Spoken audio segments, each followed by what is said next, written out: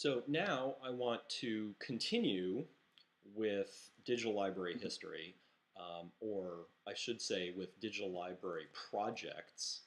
But I want to pick up before the National Science Foundation's workshops in 91 and 92. So here's the thing. Once you start asking the question, what is the origin of digital libraries, you find yourself going back to the invention of the computer, which is kind of ridiculous. But it just goes to show that it's difficult to put your finger on exactly what we mean by digital libraries.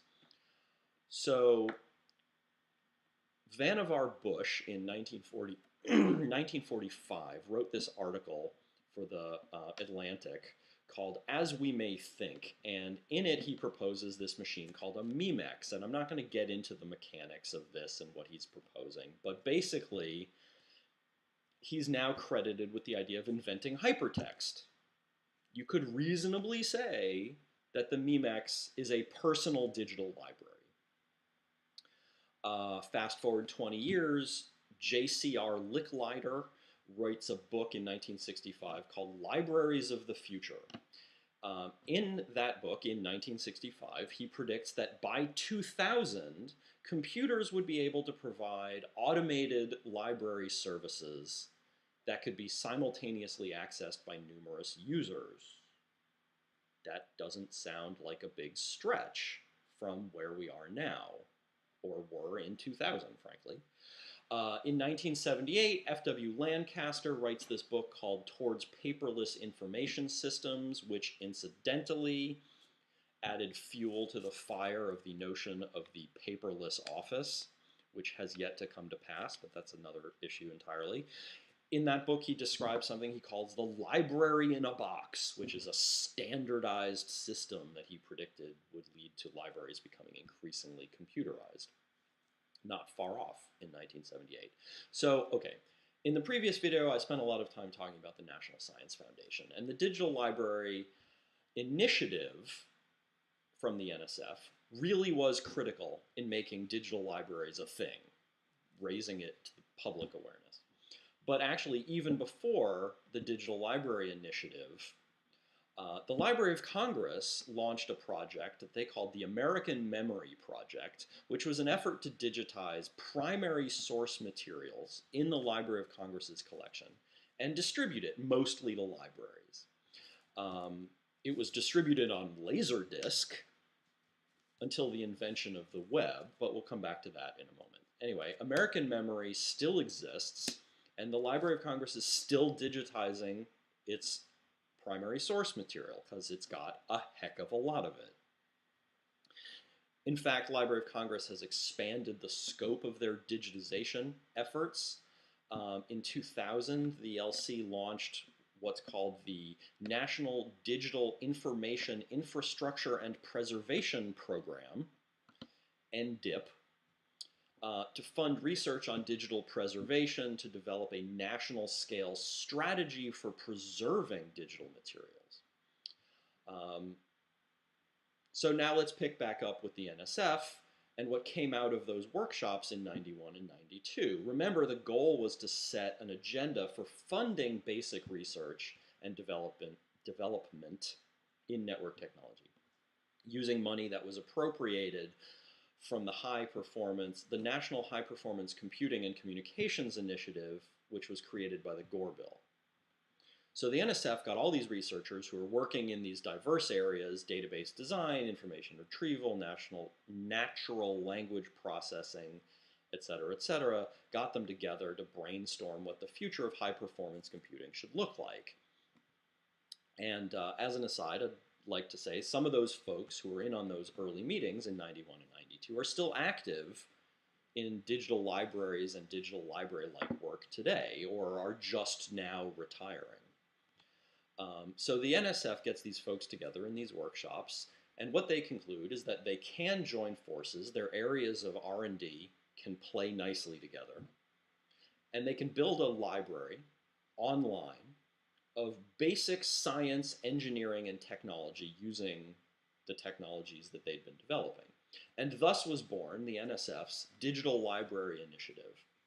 The NSF awards $26.8 billion in 6 grants to Carnegie Mellon University, University of California at Berkeley, UC Santa Barbara, University of Illinois at Urbana-Champaign, University of Michigan at Ann Arbor, and Stanford.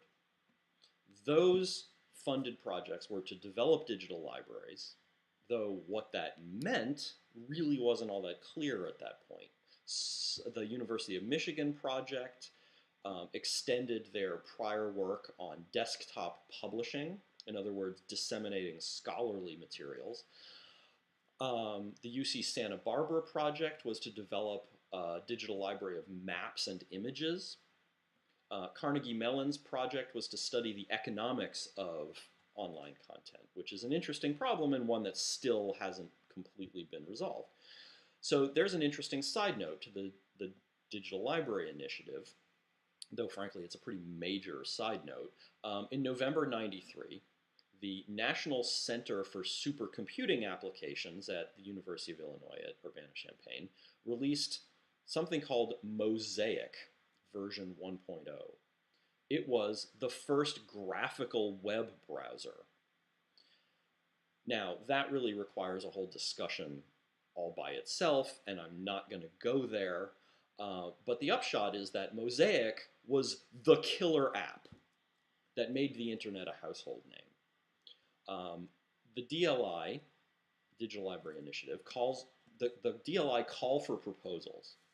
In other words, the NSF sends out a call that says, we're looking for proposals for research in this track.